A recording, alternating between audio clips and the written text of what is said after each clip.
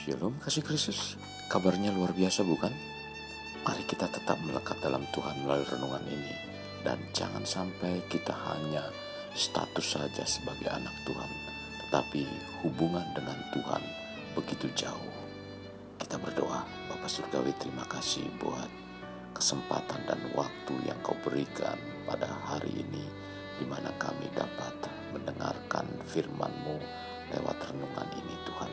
Biarlah hari ini kami terus dibawa untuk mengerti tinggal di dalam Engkau Tuhan. Karena semakin kami tinggal di dalam Engkau, kami semakin mengerti tentang hubungan kami sebagai orang-orang yang telah ditebus oleh Engkau Tuhan.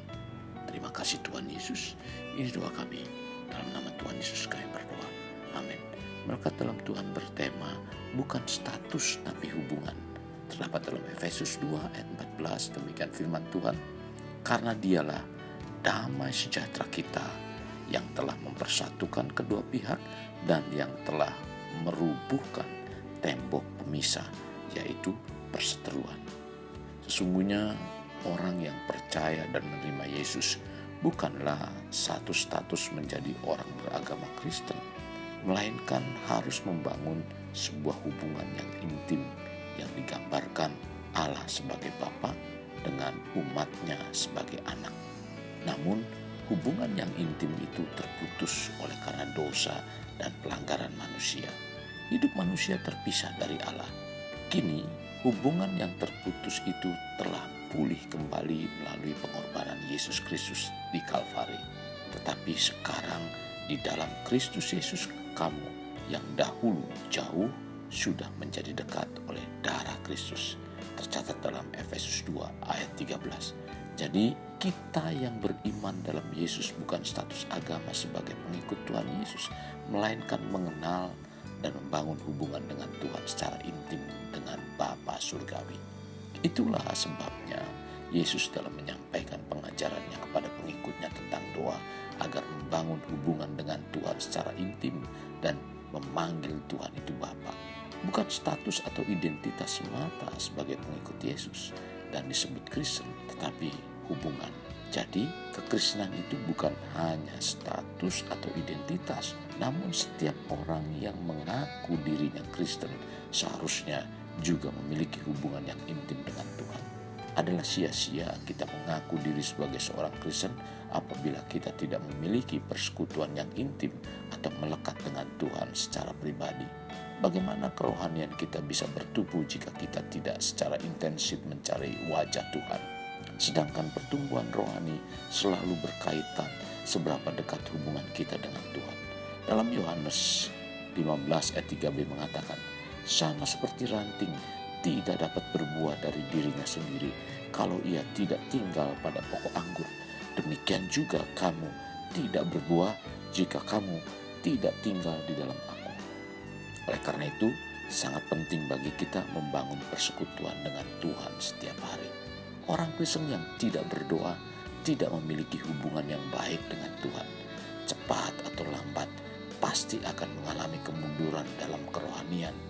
Bukan hanya kemunduran saja, tetapi lambat laun akan kering dan mati kerohaniannya.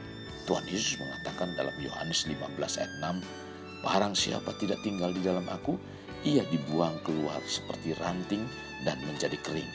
Kemudian dikumpulkan orang dan dicampakkan ke dalam api lalu dibakar.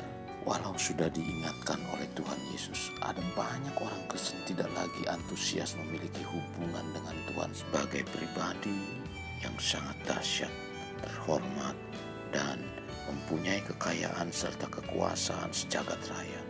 Mereka hubungan dengan Tuhan sesuatu yang sulit dan membosankan, sehingga dalam pengiringan dan pelayanan secara pelan-pelan mengundurkan diri. Karena mereka tidak lagi memiliki kehidupan doa yang efektif. Ingat, doa bagi kita sebagai orang percaya merupakan nafas kehidupan. Bila doa adalah nafas kehidupan, sesuatu yang tidak mungkin akan terjadi kehidupan bila tidak bernafas. Dan itu satu hal yang mustahil, karena saat tidak bernapas kita akan mati. Demikian juga dengan kehidupan rohani. Tanpa doa, kerohanian kita akan mati. Sebaliknya, dengan kita melekat dengan Tuhan, dalam doa akan menjadi segar dan dipulihkan karena Tuhan akan mengalirkan nutrisi-nutrisi kehidupan. Gereja tidak akan ada kehidupan. Sepertinya firman yang disampaikan kering dan tidak ada kehidupan yang datang penuh dengan masalah, pulang dengan keadaan yang sama. Tidak ada kegerakan rohani. Sepertinya gereja tidak berdampak karena tidak ada kekuatan doa. Ketika umat Tuhan bersatu berdoa, Roh Kudus menolong dan menuntun kita kepada kehendak dan rencana Tuhan, sehingga janji-janji Tuhan yang diberikan menjadi nyata dari hari ke hari. Tanpa hubungan dengan Tuhan melalui doa, kita tidak punya kekuatan dan tidak memiliki pengenalan yang baik dengan Tuhan. Mari bangun hubungan yang baik dengan Tuhan. Kasih Kristus, jadikan hidup kita untuk lebih bermakna, membangun pribadi bermakna, dimulai dari pribadi kita. Kita berdoa. Bapa Surgawi, terima kasih buat hari ini, di mana Engkau telah mengajarkan kepada kami untuk kami terus mempunyai dan membangun hubungan dengan Engkau secara intim, sehingga kami Tuhan menjadi pribadi-pribadi yang mengalami janji-janji Tuhan. Penting sekali untuk kami lakukan dan kami kerjakan, bersekutu dengan Engkau Tuhan, menjadi bagian yang tidak pernah terlupakan dan terus untuk senantiasa ada, bahkan tidak pernah terlewatkan. Terima kasih Tuhan. Ini doa kami, dalam nama Tuhan Yesus kami berdoa. Amin. Kasih Kristus, mari kita kedahkan kedua tangan kita untuk mengakhiri renungan ini.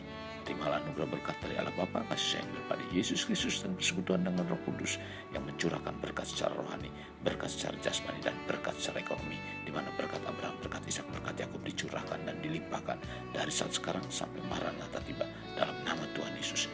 Amin. Sampai jumpa di renungan berikutnya. Tuhan Yesus memberkati.